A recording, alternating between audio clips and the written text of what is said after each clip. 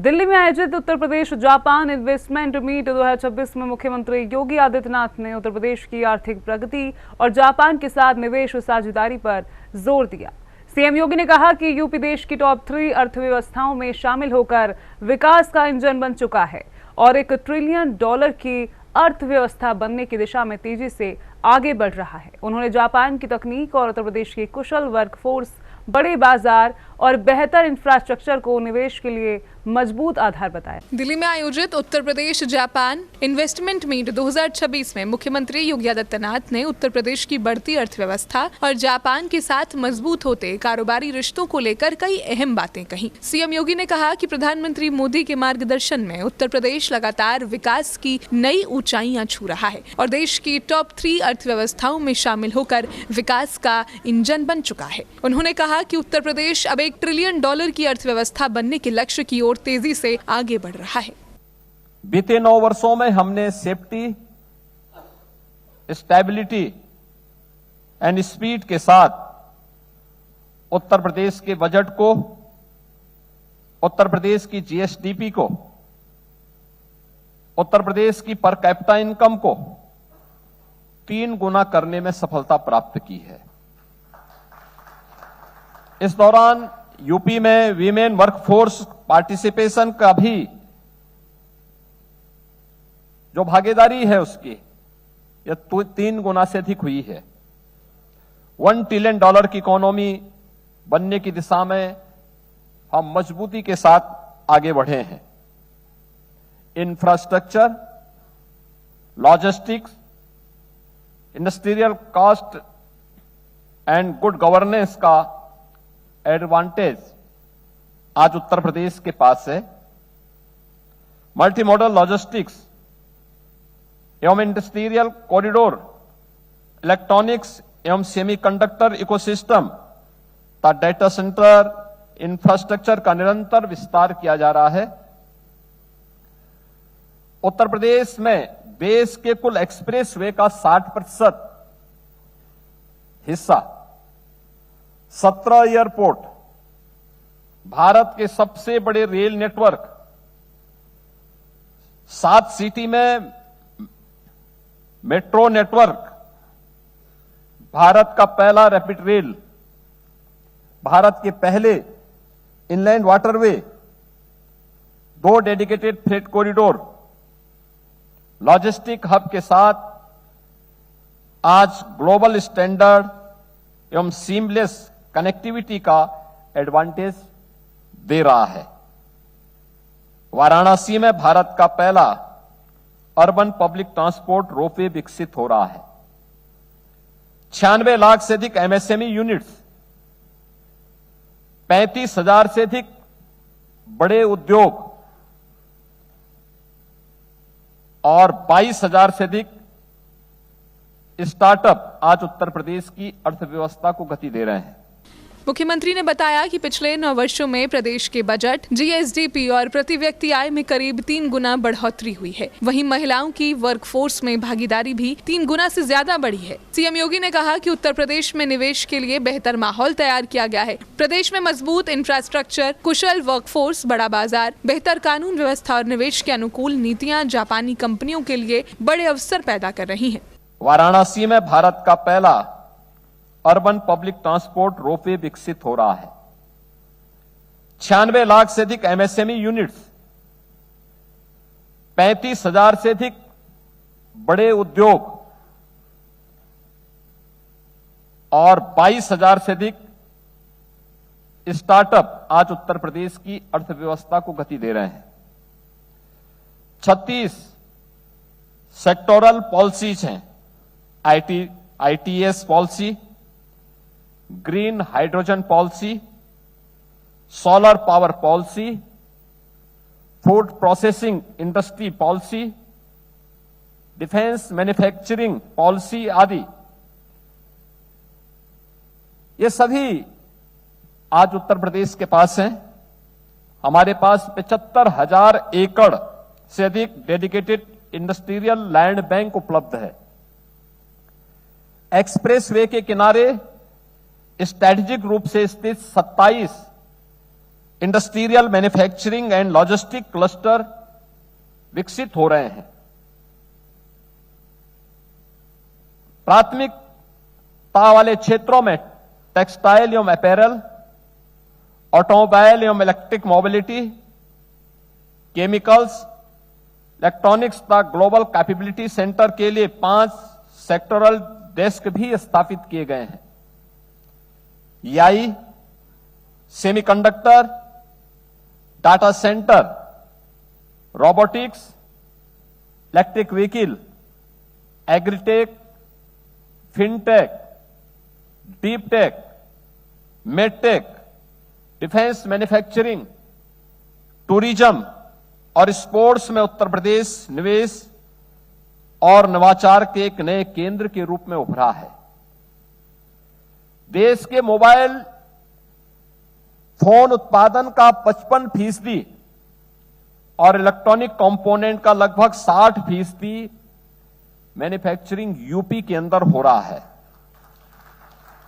उत्तर प्रदेश में 9 climatic zone है।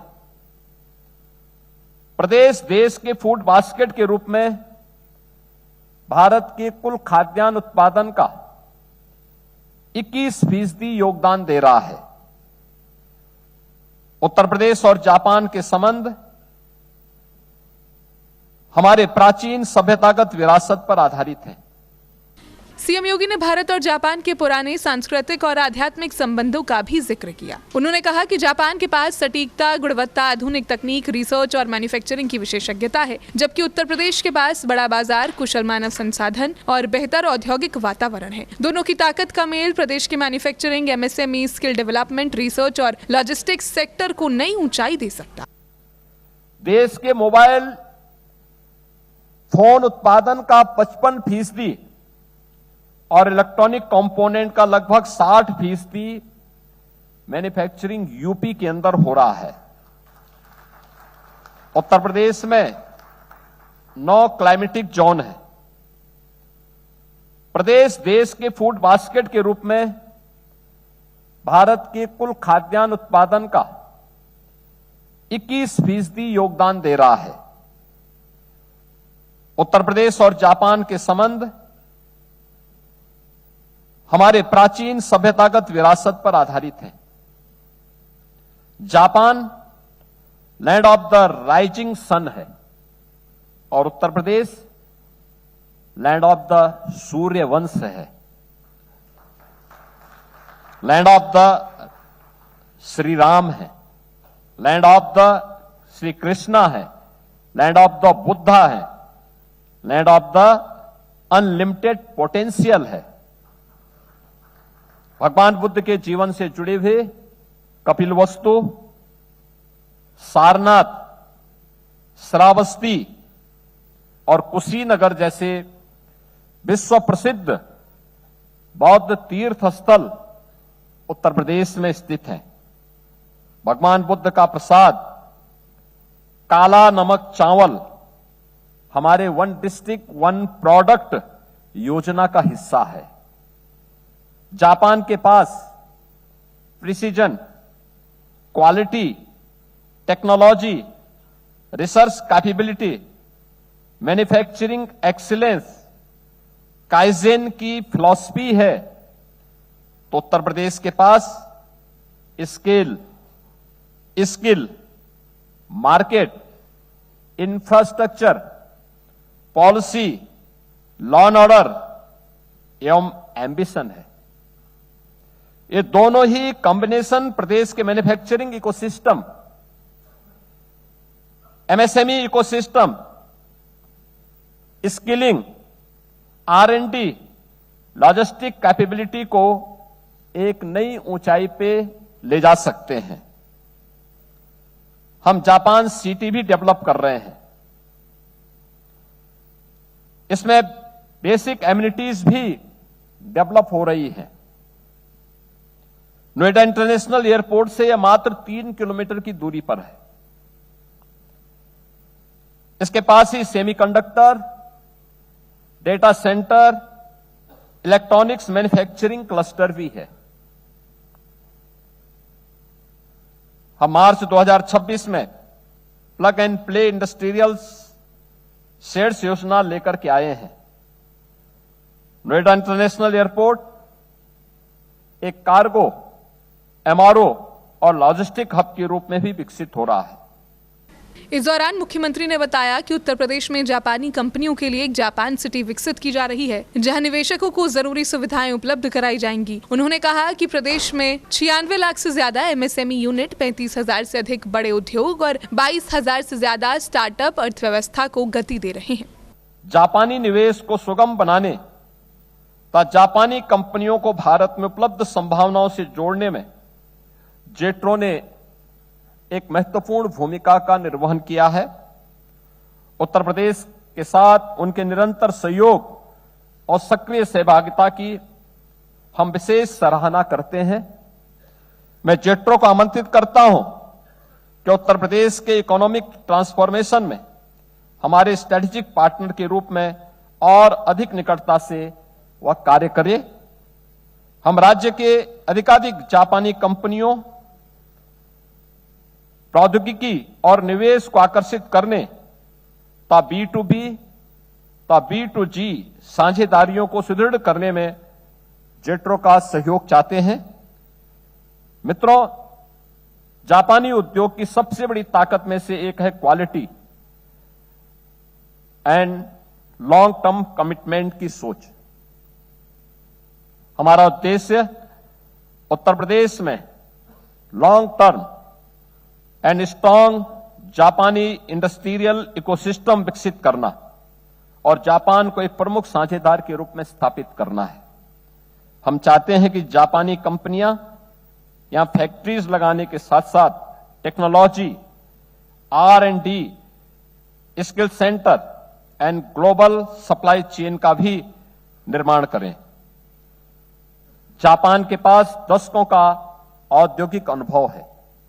उत्तर प्रदेश के पास उसे आत्मसात करने और आगे बढ़ाने वाली युवा पीढ़ी है। हम चाहते हैं जापानी कंपनियां उत्तर प्रदेश को अपना सेकंड इंडस्ट्रियल होम माने। उत्तर प्रदेश सरकार आप सभी के साथ रिलायबल पार्टनर के रूप में खड़ी है। From the land of the rising sun to the heartland of India, let us not just build factories, let us build the industries of the future.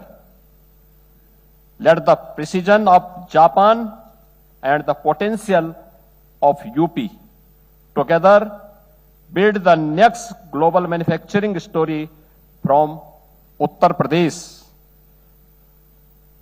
Arigato gozaimasu.